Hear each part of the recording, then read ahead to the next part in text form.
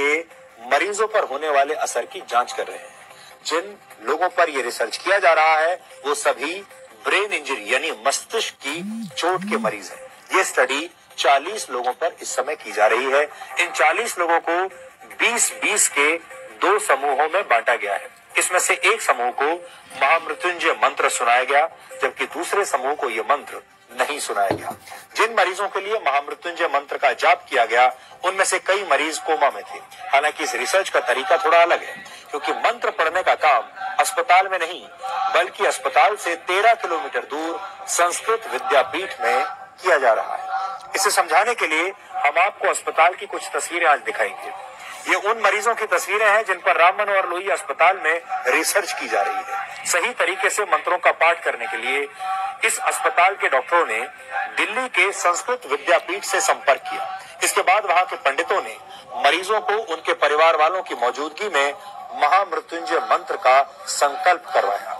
डॉक्टरों और मंत्रोच्चार करने वाले आचार्यों का कहना है कि मंत्रों की शक्ति से 20 में से 18 मरीजों को बचा लिया गया, जबकि जिन मरीजों के लिए मंत्रों का पाठ नहीं हुआ उन मरीजों में कोई सुधार नहीं देखा गया।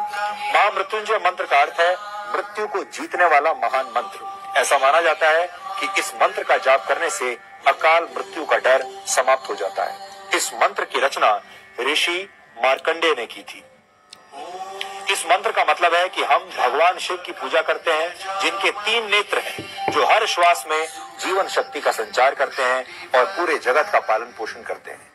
इसे त्र्यंबकम मंत्र, रुद्र मंत्र और मृत संजीवनी मंत्र भी कहा जाता है। ऋग्वेद के 7वें अध्याय, यजुर्वेद के 3रे अध्याय और अथर्ववेद के 14वें छंद में इस मंत्र के बारे में बताया गया है। ऋषियों ने महामृत्युंजय मंत्र को वेदों का हृदय भी कहा है। कुछ समय पहले एम्स ने भी गायत्री मंत्र के वैज्ञानिक महत्व को मरीजों के MRI टेस्ट में हुए बदलावों से साबित किया था, लेकिन इन दोनों रिसर्च में काफी फर्क है।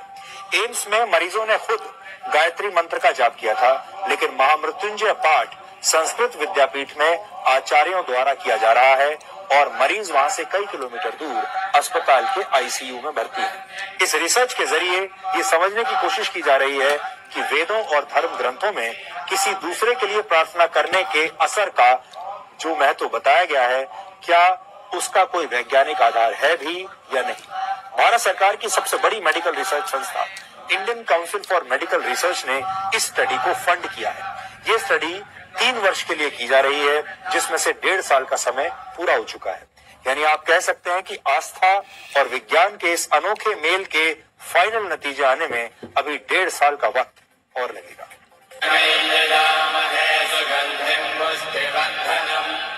स्वर विज्ञान के हिसाब से माना जाता है कि महामृत्युंजय मंत्र के अक्षरों का स्वर के साथ उच्चारण किया जाए तो शरीर में वाइब्रेशन होता है। ये वाइब्रेशन दिमाग की नसों को सक्रिय करने में मदद करता है। हालांकि यहाँ ध्यान देने वाली बात यह है कि इस प्रयोग में मरीज खुद मंत्र नहीं पढ़ रहा है, बल्कि उसके लिए पंडित एक तरह से अनुष्ठान कर रहे हैं। यानी इस रिसर्च का आधार पूरी तरह से आस्था के विज्ञान पर टिका है।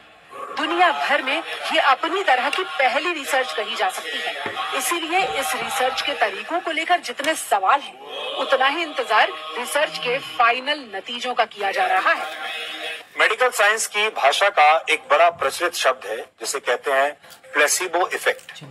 यानी अगर आप ये मान लें कि कोई दवा आपकी किसी बीमारी को ठीक कर सकती है, तो कई बार वो दवा सच में आपके काम आ जाती है और वो काम कर जाती है, जबकि असल में आपको दवा नहीं सिर्फ मीठी गोलियां खिलाई जा रही होती है। ये सब होता है उस इलाज के प्रति आपकी आस्था और विश्वास के जरिए। इस आस्था से आप में ऐसे शारीरिक और मानसिक बदलाव होते हैं कि आप अपने आप ठीक हो जाते हैं। इसे ही प्लेसिबो इफेक्ट कहा जाता है।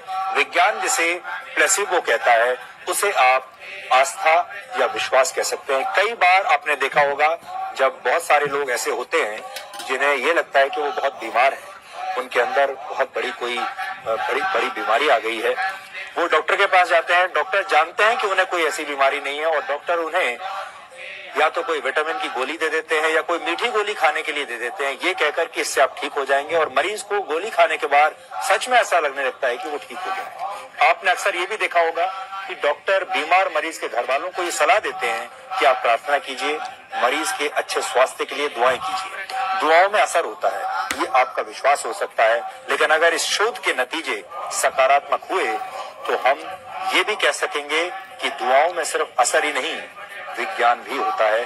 हालांकि ये विवाद बहुत पुराना है। साइंस, विज्ञान और धर्म के बीच ये जो टकराव है ये हमेशा से रहा है, आगे भी रहेगा, और इसीलिए इस टकराव को कम करने के लिए इस तरह की जो स्टडीज है वो होती रही है, आगे भी होती रहेंगी, और हम उनके बारे में आपको ऐसे ही बताते रहेंगे।